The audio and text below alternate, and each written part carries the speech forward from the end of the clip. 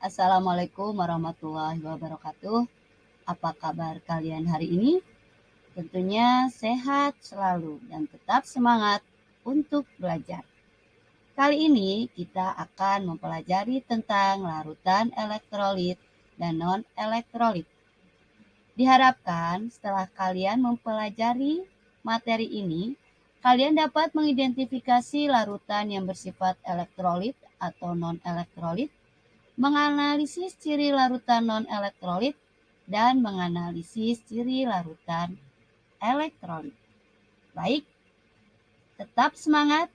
Mari kita lanjutkan pembelajaran hari ini.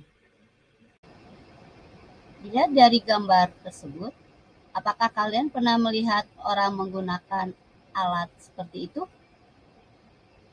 Itu adalah seorang bapak yang sedang menangkap ikan dengan menggunakan arus listrik. Apa yang terpikirkan oleh kalian? Alat apakah yang digunakan oleh orang tersebut? Dan apakah ia akan mendapatkan ikan? Kegiatan di atas merupakan suatu contoh kasus yang sering kalian temui dalam kehidupan sehari-hari. Pada kasus lainnya, mungkin kalian pernah mendengar atau melihat orang tersengat listrik, atau mungkin pernah merasakan sendiri tersengat listrik. Sebenarnya hal tersebut dapat terjadi karena adanya keberadaan ion-ion yang terlarut yang terdapat dalam cairan pada tubuh makhluk hidup. Bagaimana pengaruh ion-ion tersebut dan bagaimana hal tersebut dapat terjadi? Untuk mendapatkan penjelasan ilmiahnya, mari kita lanjut diskusi materi ini. Baiklah, sekarang kita membahas apa itu larutan elektrolit dan larutan non-elektrolit. Larutan adalah campuran homogen dari dua zat atau lebih. Larutan tersusun dari pelarut dan zat terlarut. Berdasarkan daya hantar listriknya, sifat larutan dapat dipengaruhi oleh jenis zat yang terlarut dalam suatu larutan. Zat yang dapat larut dalam air dibedakan menjadi elektrolit dan non-elektrolit. Perbedaan ini berdasarkan adanya daya hantar listrik pada larutan. Zat elektrolit dalam air akan terurai menjadi ion-ion, sedangkan zat non-elektrolit dalam pelarut air tidak terurai menjadi ion-ion. Secara umum, larutan elektrolit dan non-elektrolit dapat didefinisikan sebagai berikut. Larutan elektrolit adalah larutan yang dapat membentuk ion-ion dalam pelarutnya, sehingga larutan dapat menghantarkan listrik. Pada percobaan ini, umumnya memiliki ciri dapat menyalakan lampu dan menghasilkan gelembung gas pada elektrodenya. Larutan yang demikian disebut larutan elektrolit.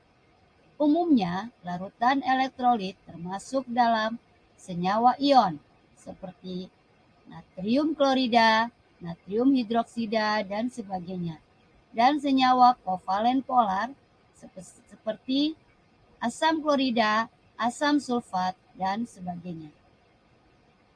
Sekarang kita membahas larutan non-elektrolit. Larutan non-elektrolit adalah larutan yang tidak dapat membentuk ion-ion dalam pelarutnya, sehingga larutan tidak dapat menghantarkan listrik. Ciri dari larutan ini dalam suatu percobaan adalah tidak dapat menyalakan lampu dan tidak menghasilkan gas pada kedua elektrodenya. Larutan yang demikian disebut larutan non-elektrolit. Senyawa yang termasuk dalam kelompok ini adalah urea, gula, yaitu glukosa atau sukrosa, alkohol, dan senyawa-senyawa kovalen non-polar. Setelah kalian memahami apa yang dimaksud dengan larutan elektrolit, sekarang kita akan membahas senyawa pembentuk larutan elektrolit. Senyawa pembentuk larutan elektrolit dibedakan menjadi dua, yaitu senyawa ion dan senyawa kovalen polar. Senyawa ion padatannya tidak dapat menghantarkan arus listrik, sebab dalam padatan ion-ionnya tidak bergerak bebas. Lelehan senyawa ion dapat menghantarkan listrik, sebab dalam lelehan ion-ionnya dapat bergerak relatif lebih bebas dibandingkan ion-ion dalam zat padat. Dan dalam larutan atau senyawa ion dalam pelarut air dapat mengantarkan listrik, sebab dalam larutan ion-ionnya dapat bergerak bebas. Selanjutnya, senyawa kovalen polar. Senyawa kovalen polar adalah senyawa yang atom-atomnya bergabung melalui ikatan kovalen. Senyawa kovalen polar terbentuk karena dua atom yang bergabung mempunyai perbedaan keelektronegatifan.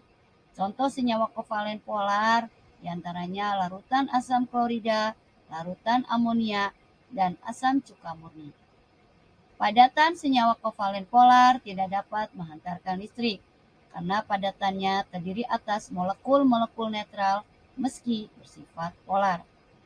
Lelehan senyawa polar tidak dapat menghantarkan listrik karena lelehannya terdiri atas molekul-molekul netral meski dapat bergerak bebas.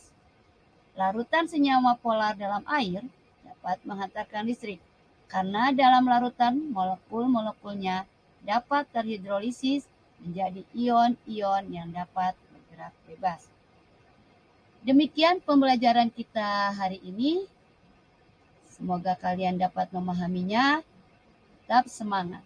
Wassalamualaikum warahmatullahi wabarakatuh.